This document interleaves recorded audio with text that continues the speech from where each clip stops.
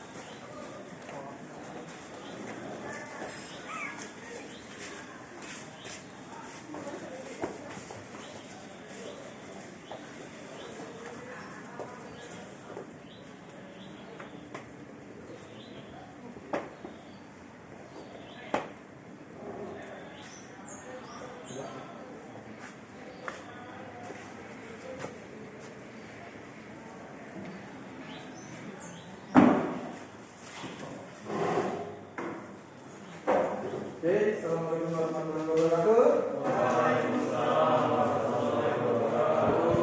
Kita sudah melakukan proses awal dulu, yaitu proses 3M, yaitu mencuci tangan, menjaga jarak, dan memakai masker. Kenapa kita melakukan prokes seperti itu? Karena kita masih dalam masa pandemi. Nah, kita juga harus tetap menjaga kesehatan. Untuk sebelum pelajaran kita mulai, silakan KM untuk disiapkan terlebih dahulu. Siap. Sebelum belajar, alangkah baiknya kita berdoa untuk kepercayaan masing-masing. Berdoa dulu.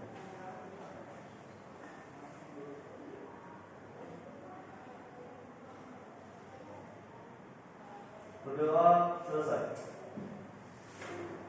Ucapan salam. Assalamualaikum warahmatullahi wabarakatuh. Waalaikumsalam warahmatullahi wabarakatuh.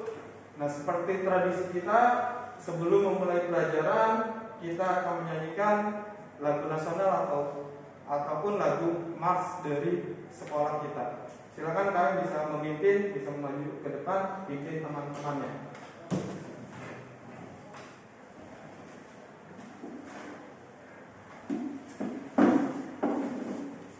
Siap. Sebelum kita menyanyikan lagu mars sekolah kita, alangkah baiknya kita mengambil posisi ternyaman, yaitu dengan berdiri.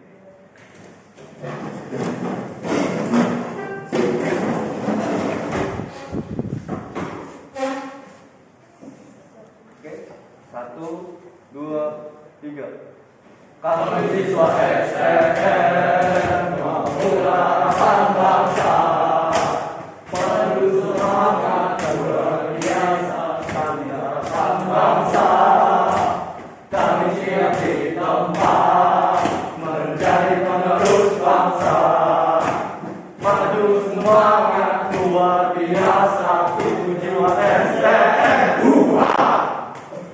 Terima kasih Frans. Silakan tempat duduknya. Nah, anak-anak, saya absen terlebih dahulu. Ada yang tidak hadir hari ini? Hadir semua? Oke. Berarti jumlah ada 11 orang ya. Karena kita kebagian yang genap. Oke. Terima kasih atas kehadirannya. Good semua, kalian sudah siap semua untuk menerima pelajaran hari ini. Oke, untuk yang pertama kita akan coba mereview pelajaran kita yang minggu lalu. Silakan, ada yang masih ingat pelajaran kita di minggu kemarin? Acik saja. Oke, silakan.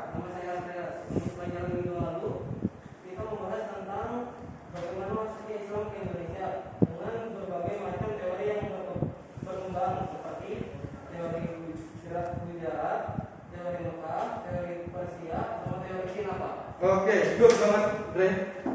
Nah, memang apa yang dikatakan oleh teman kalian, minggu kemarin kita membahas tentang bagaimana Islam masuk ke Nusantara atau Indonesia dengan berbagai macam teori-teori yang berkembang, mulai dari teori Zara, teori Mekah, teori Persia, dan juga teori Cina.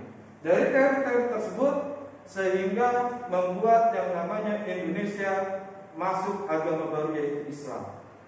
Dengan seiringnya waktu, agama tersebut semakin besar, dan semakin besar. Nah, materi hari ini kita akan membahas bagaimana agama Islam itu menjadi besar dengan timbulnya kerajaan-kerajaan yang bercorak Islam. Memang banyak sekali kerajaan-kerajaan yang bercorak Islam, baik itu kerajaan besar maupun kerajaan yang kecil. Tapi saya akan menitik beratkan untuk materi hari ini kepada 3 kerajaan, yaitu kerajaan Banten, kerajaan Demak, dan kerajaan Mataram. Yaitu Mataramnya, tapi ingat, Mataram pernah ada yang namanya Mataram Hindu dan Mataram Buddha waktu dulu. Tapi pada kesempatan kali ini kita akan membahas tentang Mataram Islam. Oke? Nah, sebelum saya masuk ke materi, saya akan coba menampilkan gambar terlebih dahulu.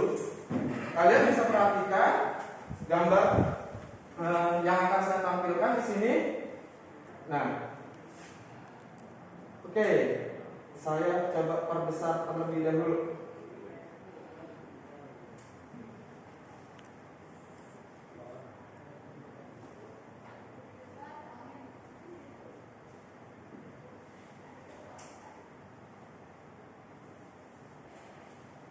Sebentar ya. Oke, terlihat? Di sini ada gambar siapa? Ada yang tahu? Silakan. Acung jarinya kalau yang tahu. Oke, Frans Calvin, silakan. Beliau adalah Sultan Fatahillah. Oke. Yang sebelahnya gambar apa itu, Frans? Menara Banten. Menara Banten dan juga Masjid Agung Banten. Oke, kita ke gambar yang nomor 2. Nah, kalian bisa lihat di sini ada yang tahu tentang gambar nomor 2? Silakan. Oke, silakan kalau yang tahu acungkan jarinya. Oke, Pak, silakan. Itu dari Sultan ini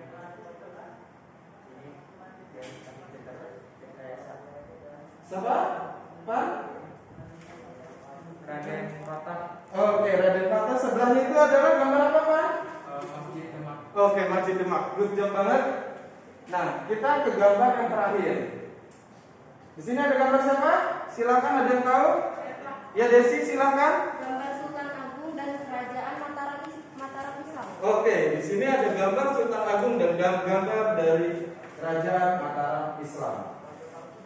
Nah, saya tampilkan gambar ini kenapa? Karena nanti kita akan membahas 3 tokoh ini dan juga bagaimana hasil yang ditimbulkan dari kerajaan masing-masing kerajaan. Mulai dari kerajaan Banten, ada dari kerajaan Demak, juga dari yang terakhir adalah kerajaan Mataram, yaitu Mataram Islam.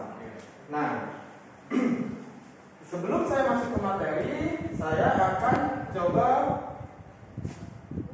menjelaskan apa saja sih yang akan kita pelajari. Di sini di kompetisi dasar kita akan menganalisis berbagai teori tentang proses masuknya agama dan kebudayaan Islam serta pengaruhnya terhadap kehidupan masyarakat Indonesia, baik itu di bidang ekonomi, pemerintahan, dan budaya. Yang kedua yaitu menyajikan hasil-hasil analisis berbagai teori tentang proses masuknya agama Islam dan kebudayaan Islam serta pengaruh terhadap kehidupan masyarakat Indonesia, yaitu di bidang ekonomi, pemerintahan, dan budaya. Tujuan pembelajaran kita hari ini yaitu yang pertama, peserta didik dapat menganalisis dengan tepat kerajaan-kerajaan yang bercorak Islam di Indonesia. Yang kedua, peserta didik dapat mengidentifikasi dengan tepat kerajaan-kerajaan yang bercorak Islam di Indonesia. Yang ketiga, peserta didik dapat menyusun laporan tertulis dengan benar. mengenai aktivitas ekonomi pemerintahan dan budaya kerajaan Islam di Indonesia. Serta yang terakhir, peserta didik dapat mempresentasikan hasil laporan dengan benar mengenai aktivitas ekonomi pemerintahan dan budaya kerajaan Islam dan pengaruhnya dengan perkembangan Islam pada saat ini. Nah, untuk poin yang terakhir, nanti kita akan mengadakan kuis. Kuis di sini nanti pertanyaan pertama dari saya. Nanti untuk pertanyaan berikutnya itu dari kalian. Untuk di poin keempat ini. Ya, Pak. Oke? Kita masuk ke materi dulu sekarang. Apa sih kerajaan Islam itu? Kita bisa lihat di sini. Kerajaan Islam di Indonesia itu timbul akibat dari adanya masuknya agama Islam ke Indonesia. Baik itu melalui perdagangan, pernikahan, maupun dengan penyebaran yang lainnya. Nah, kalau kita lihat di sini ada sejarah kerajaan Islam, ada kerajaan Banten, kerajaan Demak, dan kerajaan Mataram. Kita akan coba bahas satu persatu, mulai dari yang namanya kerajaan Banten terlebih dahulu, terus ke Demak, dan terakhir ke kerajaan Mataram. Nah, untuk kerajaan Banten sendiri, mungkin karena kita letaknya ada di daerah Banten, kalian tidak begitu asing dengan yang namanya kerajaan Banten, dan kalian mungkin pernah datang ke tempat tersebut. Nah, untuk kerajaan Banten di sini, kerajaan Banten didirikan oleh Fathahilah pada tahun 1527. Semula Banten itu merupakan daerah kekuasaan agama Hindu, masih masuk ke dalam Pajajaran. Tapi setelah itu Fathahilah menyerang kerajaan Banten yang masih agama Hindu dan mengubahnya menjadi kerajaan Islam. Pusat pemerintahan yang tadinya di Batang Girang dipindahkan ke pusat pemerintahan yang kita bisa lihat pada saat ini, yang ada menaranya, yang ada kerajaan Sorsowan, walaupun di situ tinggal puing-puingnya maupun Kaibon, itu adalah pusat pemerintahannya. Kita kan orang Banten, jadi kita juga harus tahu. Nah, di sini dikatakan bahwa Fathahilah sendiri kemudian pergi ke Cirebon. Ngapain dia pergi ke Cirebon? Karena Fathahilah di sini adalah seorang raja dari kerajaan Cirebon, dan dia memberikan tampuk pemerintahan kerajaan Banten yaitu anaknya. Siapa ya? Dia? Oke, Frans, good banget. Sultan Hasanuddin. Banten diperintah oleh Sultan Hasanuddin. Di sini. Setelah Fathahilah pergi ke Cirebon pada tahun 1570, beliau wafat dan dimakamkan di Gunung Jati. Dan kita kenal untuk Fathahilah itu siapa sih? Silakan. Nama lain Fathahilah karena beliau dimakamkan di Gunung Jati, salah satu wali Songo. Silakan. Sunan Gunung Jati. Oke, siapa kan?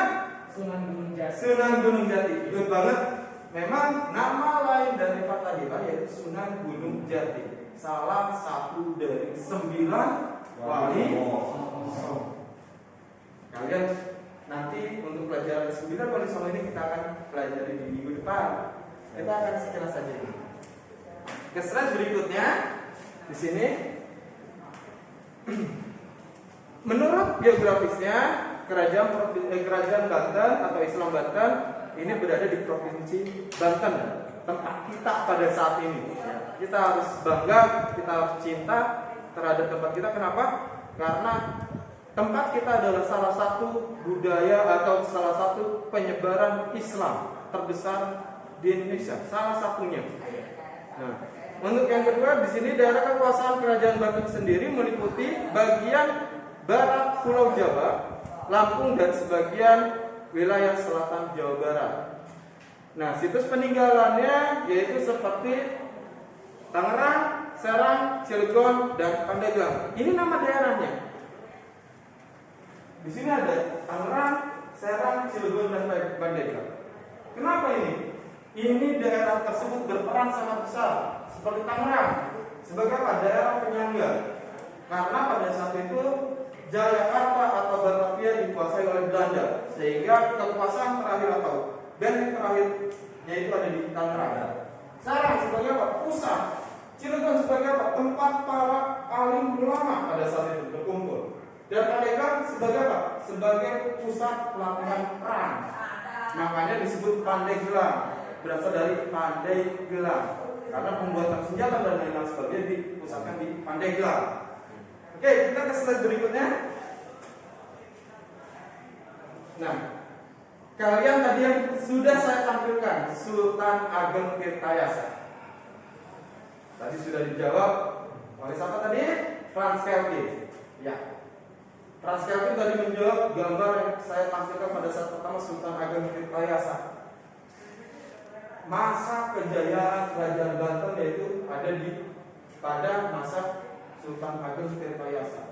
Banten menjadi importir lada putih terbesar pada saat itu. Dan selain lada putih, Banten pun mengekspor yang namanya kopra. Apa itu kopra? Kopra itu adalah bahan dasar untuk pembuatan minyak kelapa dan dibuat industri di wilayah Eropa. Kehidupan sosial ekonomi Kerajaan Banten ini dipengaruhi oleh berbagai macam etnis, mulai dari Cina, India, Gujarat, Arab, ini berkumpul semua di Banten. Kenapa? Karena Banten adalah negara maritim. Welcome. Bahkan kan kalau sekarang kita lihat ada lagu Welcome to the Banten. Kalau mungkin kalian sekalian di YouTube segala macam. Kenapa itu artinya apa? Masyarakat Banten terbuka untuk semua, membuka kebudayaan. Asal apa? Asal masyarakat tersebut bisa bekerja sama dengan pemerintah Banten. Hal berikutnya kita teruskan. Kepenunjukan rajanya di sini kalian bisa lihat di sini. Banten memang maju pada saat Sultan Ageng Tirtayasa, tapi pada saat Sultan Ageng Tirtayasa pun Banten mengalami yang namanya kehancuran atau kemunduran. Hal ini dikarenakan adanya perang saudara antara Sultan Ageng Tirtayasa dengan siapa? Anaknya Sultan Haji. Anaknya yaitu Sultan Haji. Good banget. Nah, jadi beliau perang saudara. Sultan Ageng Tirtayasa dengan kekuatan kerajaan Bantennya dan Sultan Haji dengan dibantu oleh VOC. Kenapa VOC ikut? Karena pada saat itu VOC dilarang oleh Sultan Ageng Tirtayasa untuk berdagang di Banten. Sedangkan Banten adalah daerah potensial sebagai basis perdagangan. Oke, kita ke Kerajaan Demak sekarang. Untuk Kerajaan Demak sendiri, di sini kalau kita lihat untuk Kerajaan Demak adalah kerajaan Islam pertama di Pulau Jawa, berpusat di kota Demak, Jawa Tengah. Berdirinya kurang lebih 1500 Masehi. Nah, di sini Kerajaan Demak bukan serta-merta dia berdiri, tapi dia menggeser. Geser apa? Kerajaan Majapahit yang bercorak Hindu pada saat itu. Raja Demak pertama itu siapa? Tadi yang jawab gambar nomor 2. Evan kalau nggak salah kan ya? Siapa Raja Demak kan? Untuk yang pertama? Raden Patah. Oke, good banget kan? Masih ingat Raden Patah.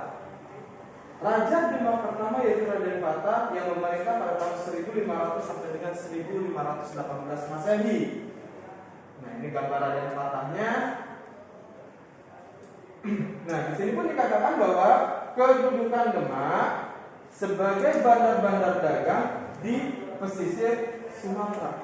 Kok di Sumatera? Karena wilayah kekuasaan Demak itu tidak hanya di Jawa, melainkan wilayahnya sampai ke Sumatera. Dia menjadikan Sumatera sebagai basis perdagangan. Sedangkan di Demak sendiri gimana? Di Demak sendiri dia di sana hanya berbasis agraris atau pertanian. Sedangkan untuk perdagangannya dia fokuskan di wilayah Sumatera.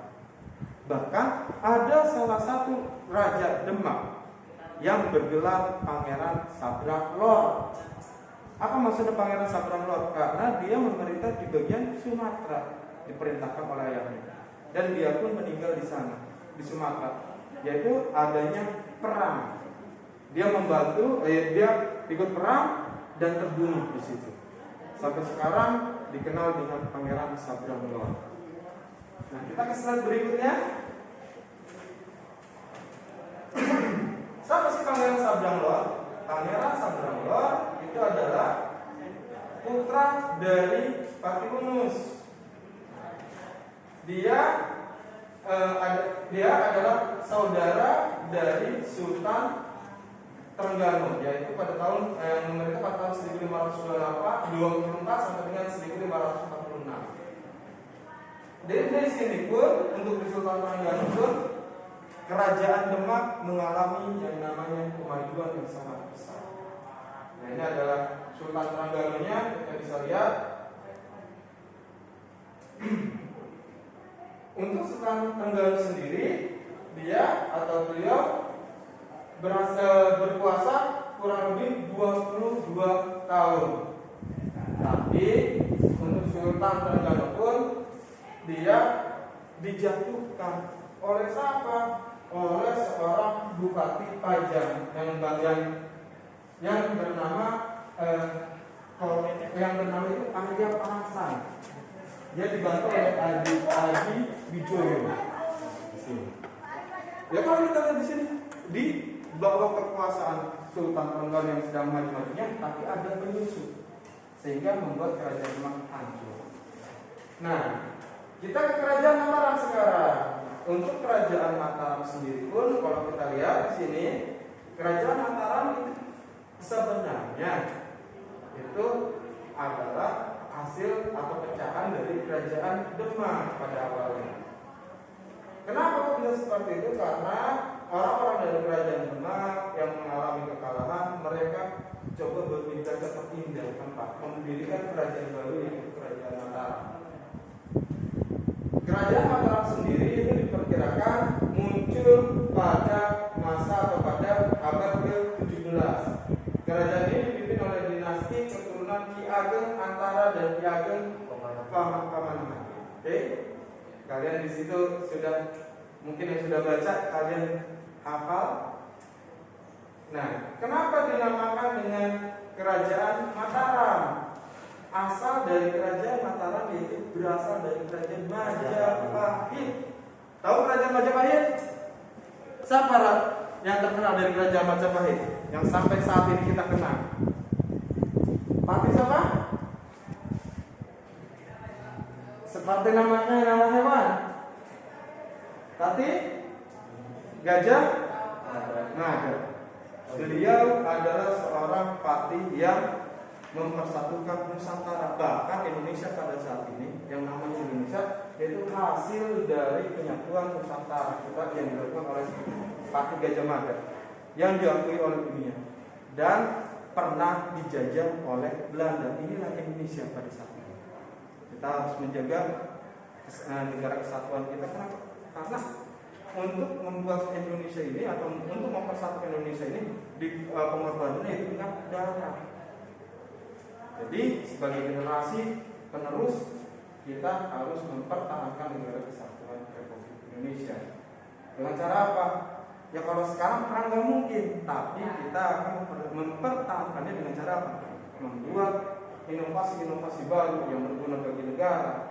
Terus yang kedua, kita pun harus yang namanya cinta tanah air. Yang ketiga, kita harus mengharumkan nama Indonesia sampai dengan keluar negeri. Itu tugas kita pada saat ini. Nah, kita lanjut. Ini tadi gambar yang kalian lihat. Ini adalah gambar dari kerajaan Mataram. Ini sebuah ilustrasinya. Kerajaan Mataram pada saat ini. Betapa megahnya. Bangunannya sudah seperti dari bangunan Islam. Dilihat dari mana? Kok kerajaan Mataram seperti layaknya bangunan Islam? Kalau kita lihat, Mungkin ada yang kubah. oke, good banget. Kubah. Kalau kita perhatikan di sini, ini adalah seperti kubah masjid pada umumnya. yang kita bisa lihat pada saat ini. Ini diimplementasikan bahwa apa? Bahwa Kerajaan Mataram sudah bercorak Islam. Dari mana? Sini, Kuba. Penggunaan Kuba itu tidak semua kerajaan menggunakan Kuba. Dan ini ada salah kulturasi dari mana? Kalau kita gabungkan lagi, kalau kita lihat lagi, kerajaan-kerajaan di Arab atau kafilah-kafilah di Arab itu menggunakan Kuba sebagai istilahnya simbol dari kerajaan Islam. Nah, untuk kerajaan Mataram sendiri di sini, kerajaan Mataram pada masa kemasannya pernah menyatukan tanah Jawa dan sekitarnya, termasuk Madura. Negeri ini yang pernah memerangi VOC di Batavia untuk mencegah makin berkuasanya firman dagang itu. Namun ironisnya malah harus menerima pertolongan VOC pada masa pengambilan. Apa maksud dari ini? Jadi pada masa itu Mataram ini coba memajukan firman dagang VOC yang ada di Batavia. Kenapa? Karena pada saat itu VOC seperti layaknya gurita kemana-mana. Tuh. Dia coba tunjukkan dengan apa? Dia mengutus Fathahillah sebagai, kalau yang kita lihat tadi dia apa? Fathahillah itu apa? Sunan Gunung Jati. Raja dari kerajaan Cirebon. Good banget. Masih ingat berarti Cirebon terus. Fathahillah memiliki anak. Siapa? Hasanuddin. Memerintah di mana? Banten. Good banget, masih ingat berarti kalian menyimak materi ini. Walaupun sekarang agak hening, nanti kita coba aktif. Ternyata kalian hening itu coba memperhatikan apa yang saya sampaikan. Oke, memang di sini Mataram kenapa sih coba coba melakukan sebuah jaringan-jaringan, karena Mataram tidak ingin bangsa kita ini dijajah atau dikeruk harta kekayaannya oleh VOC pada saat itu. VOC itu siapa? VOC adalah kongsi dagang milik pemerintah Belanda. Oke. Nah, kita ke slide berikutnya.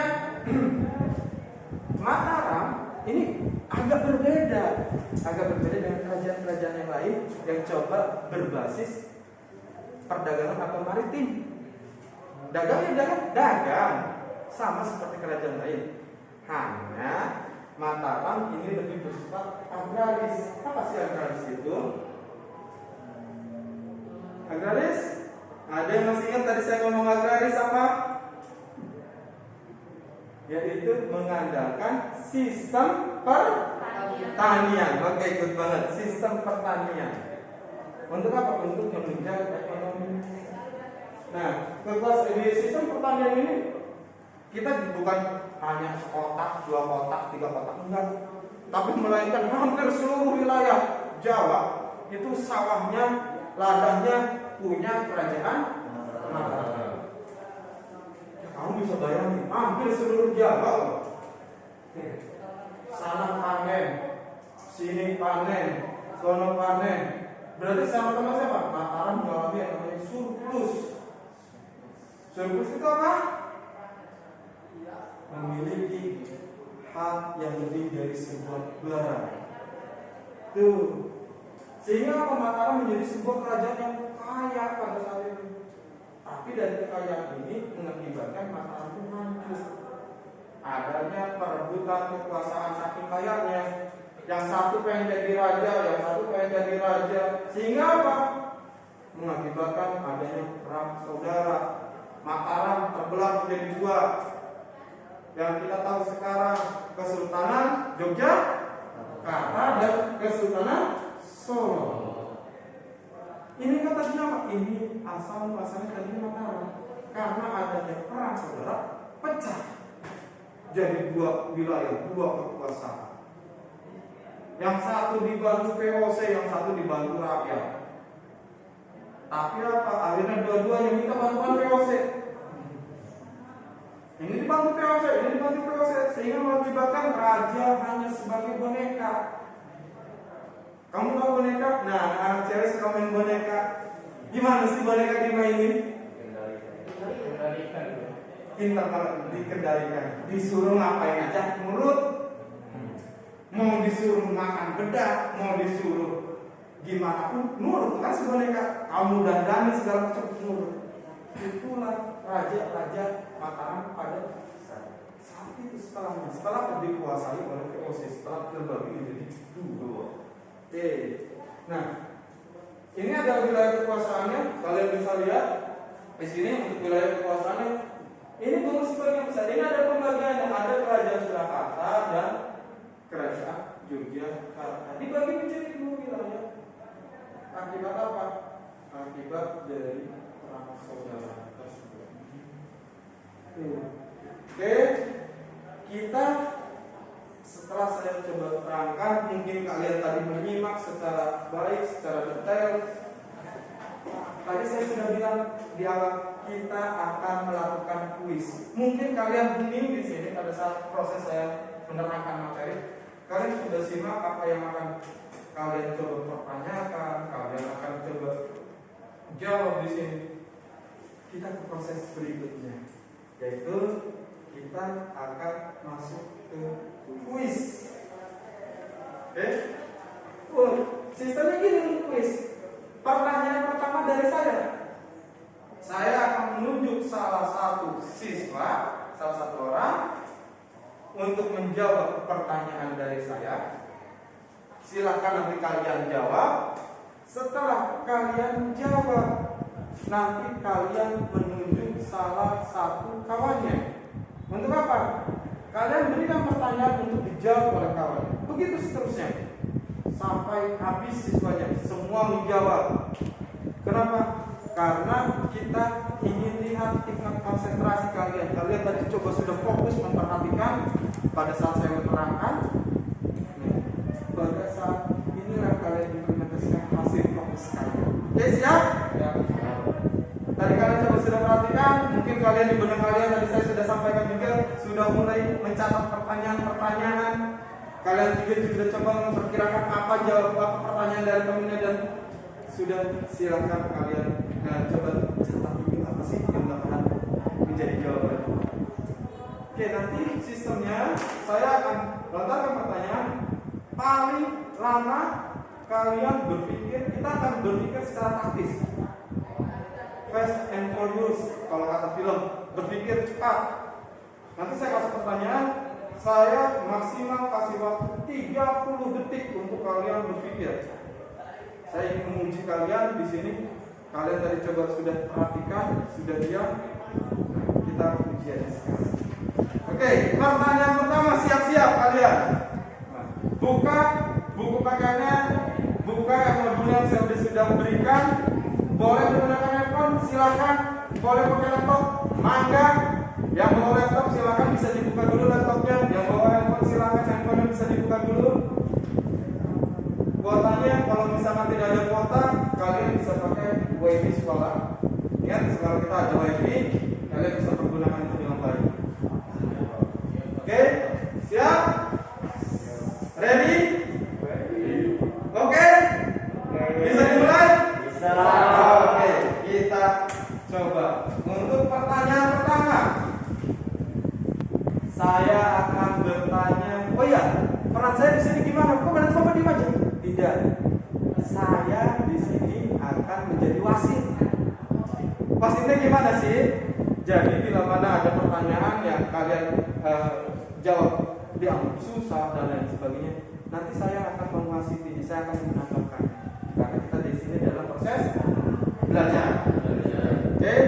Pertanyaan pertama, siap-siap, pasang telinga, siapkan pulpen, silakan dicatat dulu pertanyaannya. Saya mau ke salah satu orang, kita ke KM dulu, Hans Kelvin. Siap Hans? Oke. Pertanyaan dari saya, siapa pendiri dari Kerajaan Banten? Baik, saya akan menjawab pertanyaan dari Pak Anto. Silakan berdiri. Oke, berdiri. Sebut nama, nomor absen berapa? Karena saya akan langsung nilai. Nama saya Frans Kelvin Darmawan, nomor absen 1. Ya. Saya akan menjawab pertanyaan dari Pak Anto. Pertanyaan masih ingat? Ingat siapa pendiri dari Kerajaan Banten ya Pak? Oke, sip. Lanjut, Frans. Kerajaan Banten didirikan oleh Sultan Fathahillah atau yang dikenal juga dengan Sunan Gunung Jati pada tahun 1527. Semula Banten merupakan daerah kawasan Kerajaan Hindu Pajajaran. Kemudian Banten direbut dan diperintahkan oleh Fathahillah dari Demak tahun 1552. Kemudian Fathahillah menyerahkan Banten kepada putranya yaitu Hasan. Oke, good job banget. Sip jawabannya. Silakan Frans, kamu tunjuk salah satu temannya. Silakan kamu siapkan pertanyaan dari kamu. Tunjuk salah satu teman.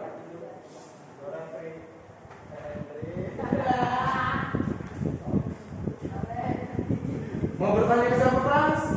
Tunjuk saja dulu. Untuk Nadianto. Nadianto, silakan ditatap Nadiantonya. Pertanyaannya, salah satu raja dari kerajaan Demak ada yang memiliki sebutan Pangeran Sabranglo. Siapa raja yang menyandang gelar tersebut? Terima kasih. Oke, silakan Nadianto. Oke, nama saya Nadianto. Saya di sini mau menjawab apa yang diberikan oleh Pansrekin soal kepada saya. Menurut Bapak, hasil penerangan, jadi raja kerajaan Demak setelah Raden Fatah wafat pada 1518, yaitu Adipati Unus. Adipati Unus adalah putra Raden Fatah. Nah, sebelum menjadi sultan, Pati Unus terkenal dengan keberaniannya sebagai panglima perang Julukan. Julukan Pati Unus yaitu Pangeran Sabranglo muncul dari keberaniannya sebagai panglima tersebut. Pati Unus memimpin penyerbuan kedua Malaka melawan Portugis pada 1521. Maka dari itu sebutan Pangeran Sabranglo itu diberikan pada Adipati Unus. Oke, good job. Silakan Nat, dilanjutkan. Mau memberikan pertanyaan ke siapa? Saya kasih pertanyaan sama Ananda Andreas Asfritz. Assalamualaikum. Selain adat kejawen, apalagi yang menjadi bukti dari kerajaan Mataram pada saat ini yang masih digunakan? Oke, silakan Andreas.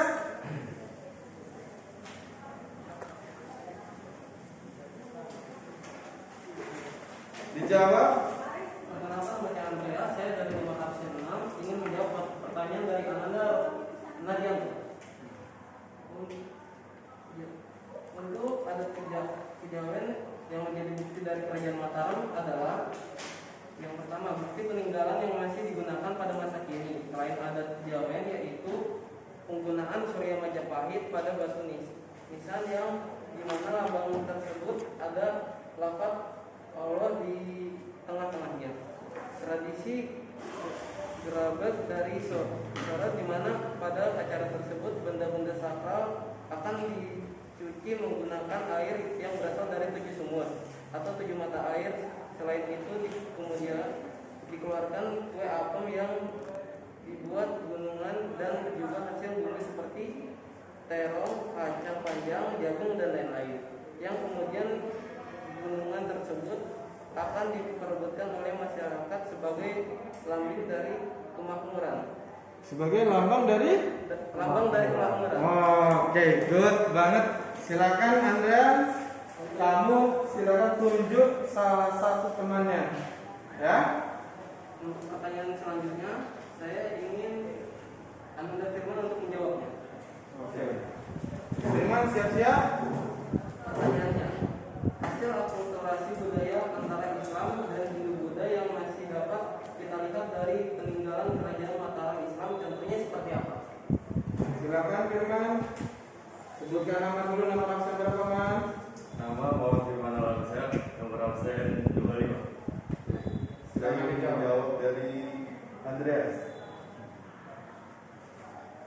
Masih digunakan adat kejawen yaitu adat perpaduan antara ajaran agama Islam dan ajaran agama Hindu Buddha, di mana di dalam ajaran kejawen para penjaga agama menggunakan cara-cara Hindu Buddha seperti membakar kemayen dan juga memberikan sesajen berupa makanan dan kembang biak. Kemudian dipadukan dengan ajaran Islam dalam berdoa, memohon petunjuk pada Yang Maha Kuasa. Oke, sip banget. Lanjut, Firman, berikan pertanyaan ke siapa? Saya ingin memberikan pertanyaan kepada Anda. Oke, Ramdan siap-siap.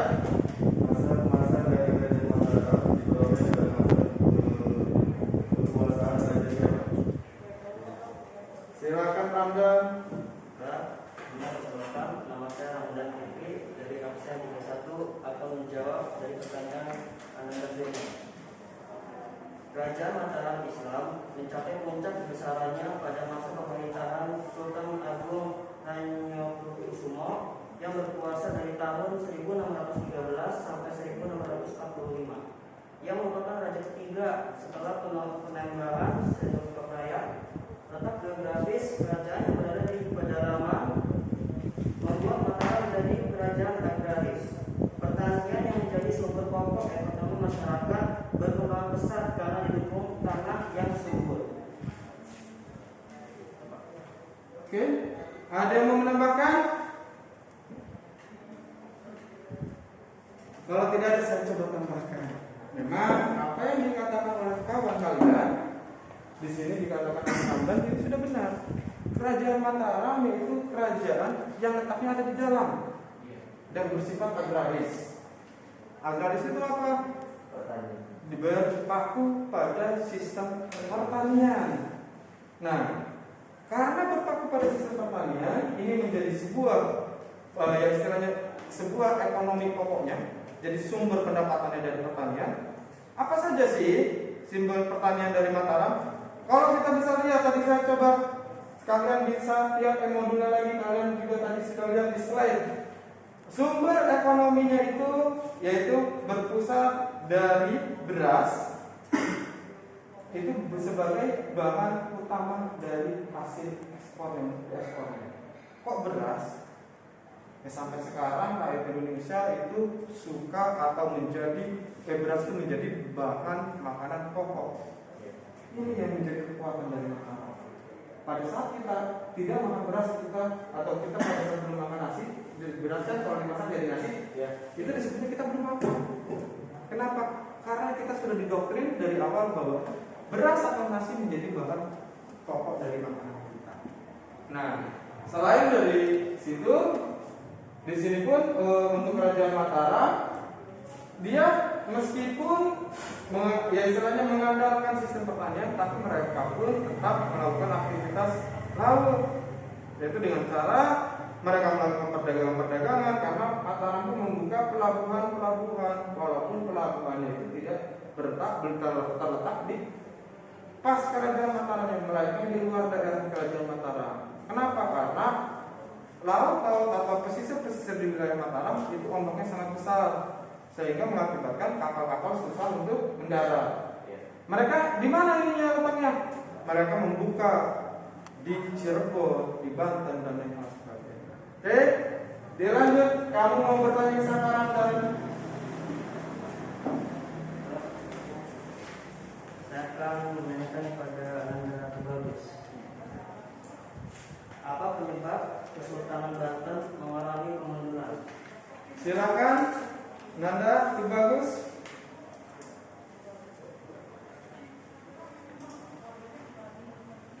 Silakan bisa, kalau sudah siap, sudah ready, kamu bisa berdiri.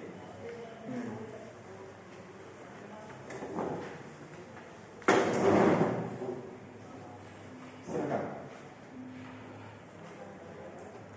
Adanya penyebab Kesultanan Banten mengalami kemunduran adalah adanya perang saudara antara Sultan Ageng Tirtayasa dan anaknya yang bernama Sultan Haji akibat dari politik adu domba yang dilancarkan oleh pemerintah VOC, karena pada masa pemerintahan Sultan Ageng Tirtayasa VOC dilarang melakukan perdagangan di pelabuhan Banten.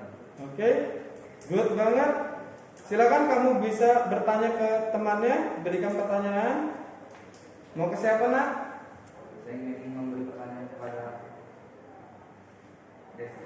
Oke, Desi siap-siap, Desi. Jelaskan secara singkat tentang sejarah Kerajaan Demak dan siapa raja pertama dari Kerajaan Demak. Oke, Desi kalau sudah siap silakan bisa berdiri. Ya, saya akan menjawab pertanyaan dari Adinanda. Bagus. Jelaskan secara singkat tentang sejarah Kerajaan Demak dan siapa raja pertama di Kerajaan Demak. Kesultanan Demak atau Kerajaan Demak adalah kerajaan Islam pertama di Jawa.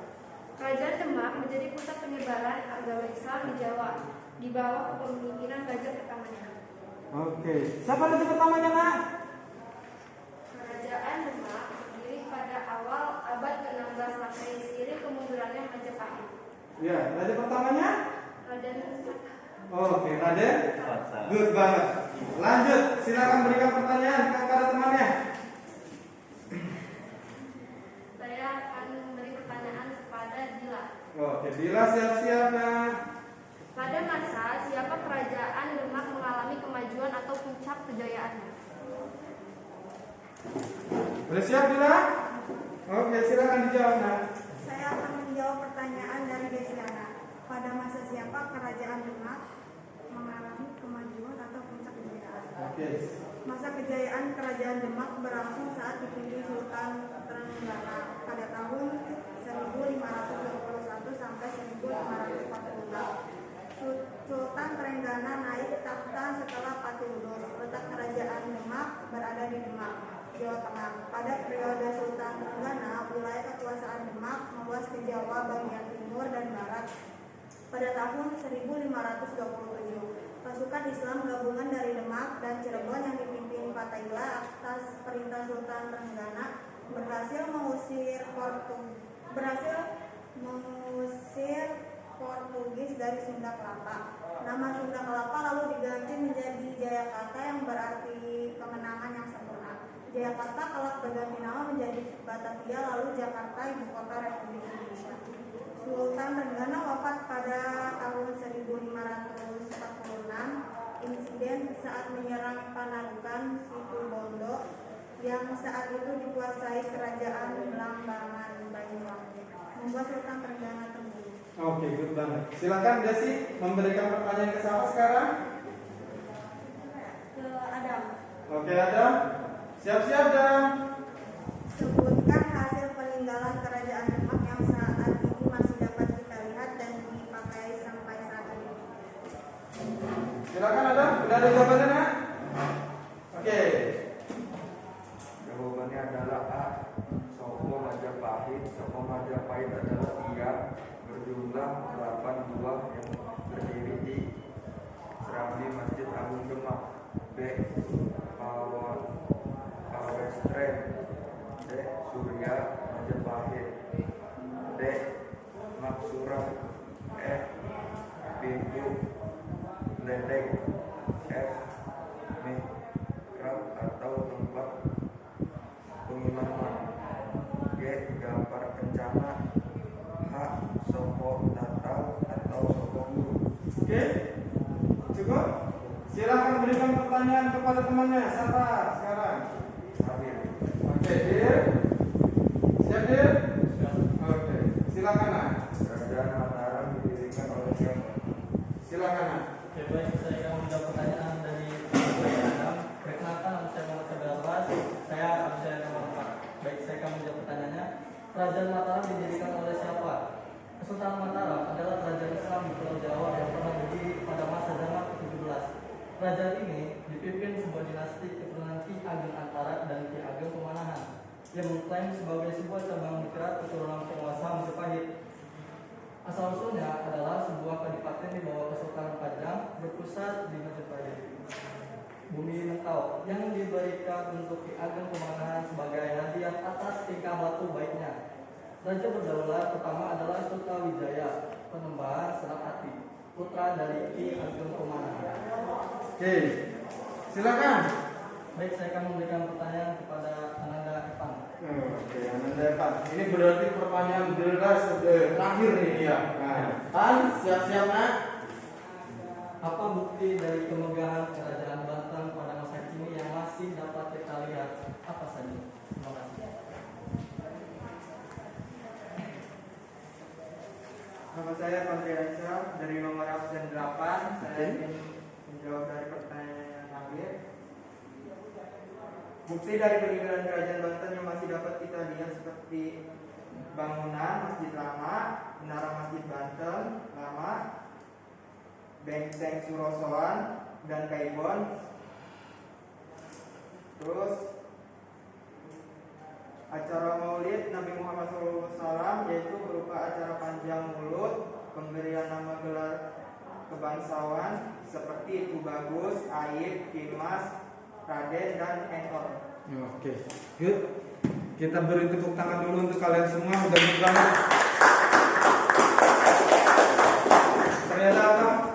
Dari hasil pengamatan saya, kalian di sini menyimak, kalian sudah coba berpikir secara praktis bagaimana kalian membuat pertanyaan secara cepat dan menjawab secara cepat juga. Udah good banget. Otak kalian sudah coba berpikir mungkin secara keras pada saat ini. Tapi saya punya satu pertanyaan yang akan membedakan nilai kalian dengan yang lain. Ini pertanyaan pamungkas dari saya. Silahkan nanti yang bisa kalian acungkan tangannya.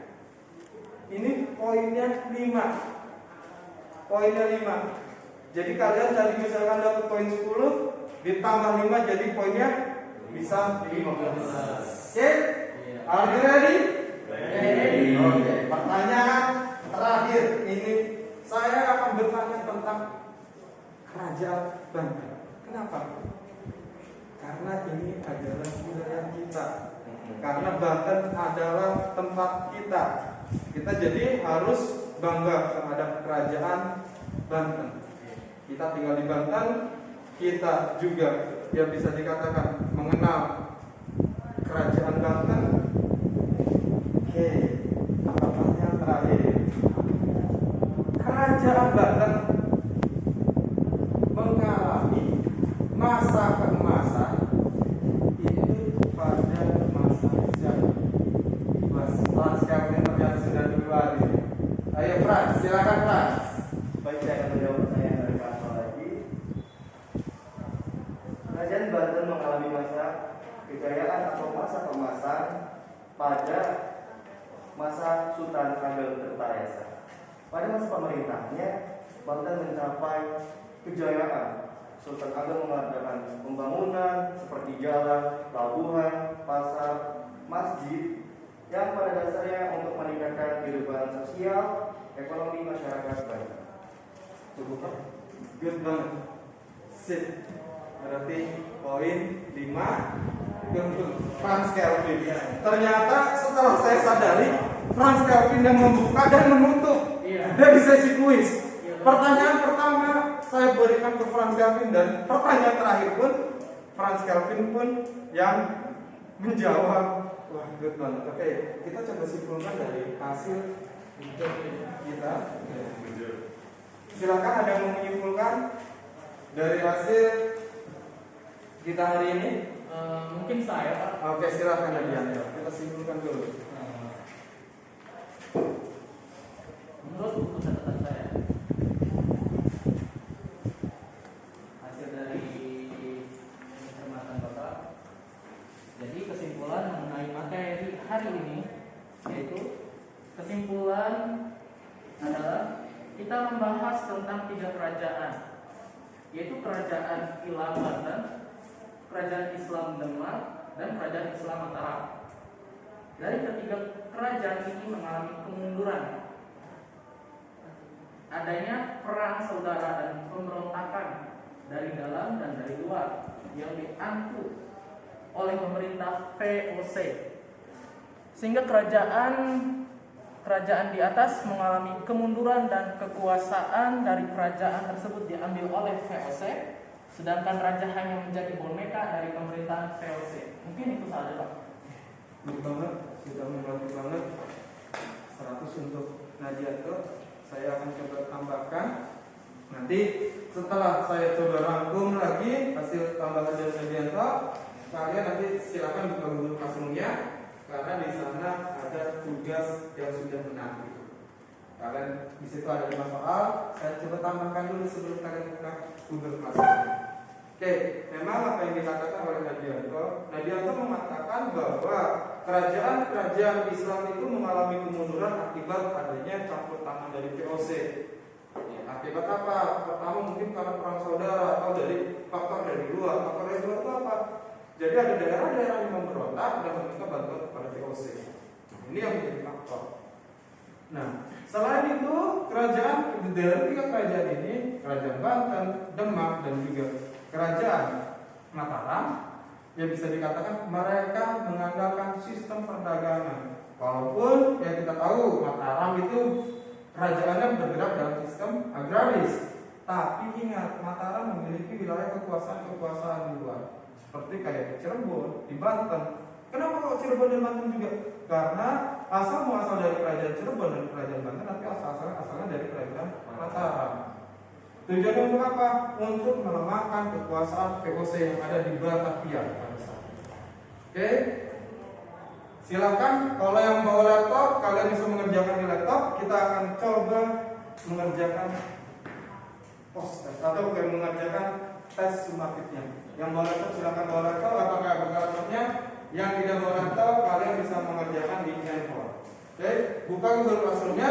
Saya kasih waktu kurang lebih 5 menit untuk kalian mengerjakan. Kalian kerjakan, kalian nanti bisa kirimkan di Google Classroom. Oke, silakan. Kalau ada yang kurang dipahami, silakan kalian nanti bisa tanyakan ke saya. Ya Pak. Ya nak? Ya. Kenapa nak? Oke. Passwordnya apa kan? Masih apa? Untuk passwordnya? Iya Pak. Apa Pak?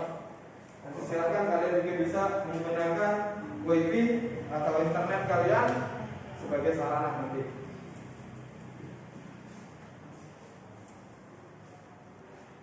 Depan ada yang mengalami kesulitan kan? Tidak ada Pak. Oke. Saya ada mengalami kesulitan. Oke. Frans berapa Frans? Masuk ke tamu saja, tamu SMK. Oke.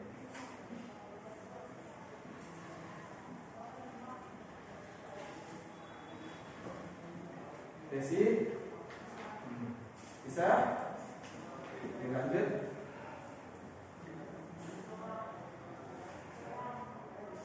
Hah? Oke, masuk ke tamu aja man. Nanti tidak tamu SMK. Oke, waktu kalian sebentar lagi untuk proses pengerjaannya. Ada yang sudah? Ada yang sudah beres?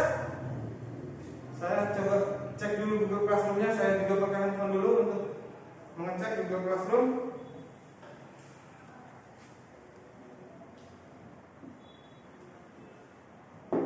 Saya sudah Pak. Oke, saya cek dulu ya. Sebentar. Atas nama Nadianto Pak. Ya, sebentar nah. Oke, sip, Nan, udah masuk. Iya. Ada lagi yang sudah? Dan? Assalamualaikum. Oke, coba saya cek lagi. Oke, Ramdan sudah masuk. Ada lagi? Saya Pak. Oke. Muhammad Firman Al-Azhar. Muhammad Firman. Oke, udah masuk man. Ya. Yang lain silakan. Ya Pak. Oke, Frans sudah? Ada Pak. Oke, saya cek. Oke, Frans sudah? Ada. Sedana Adam? Adam sudah masuk juga? Oke Pak, saya sudah. Oke, sip. Evan udah kan? Ya Pak. Oke, Evan sudah? Desi. Nah, barusan masuk ini Desi tugasnya. Sudah nak? Oke, sip. Oke, sini sudah masuk semua tugasnya. Nah, untuk materi kita minggu depan, ini alhamdulillah nanti saya nilai dari hasil kerjaan kalian. Kalian nanti tinggal lihat di Google Classroom-nya. Untuk materi kita minggu depan, yaitu kita akan masuk bagaimana Islam berkembang di Nusantara. Ya Pak. Oke? Mulai kenapa nak? Oke. Mulai dari proses akulturasi budayanya, dari perkawinan dan lain hal sebagainya. Nanti di situ kita akan coba bahas nanti di minggu depan. Jadi nanti saya akan berikan modulnya. Kalian lihat lagi Google Classroom-nya. Kalian lihat lagi modul di Google Classroom. Nah, untuk hari ini silahkan sebelum kita menuju ke pelajaran berikutnya disiapkan dulu Frans. Kita coba tutup pelajaran hari ini.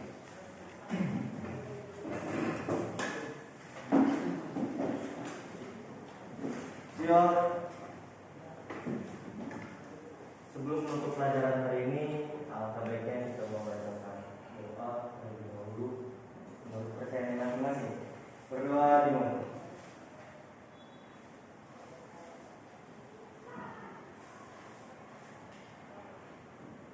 Berdoa selesai, ucapkan salam.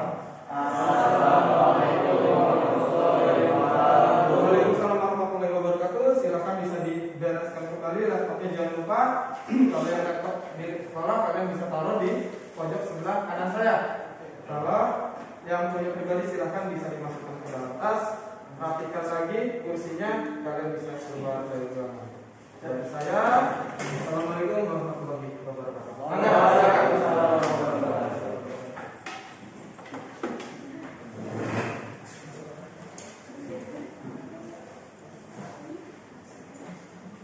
Ingat, nanti jangan lupa jaga jarak, masker tetap dipakai ya. Sampah dibawa keluar.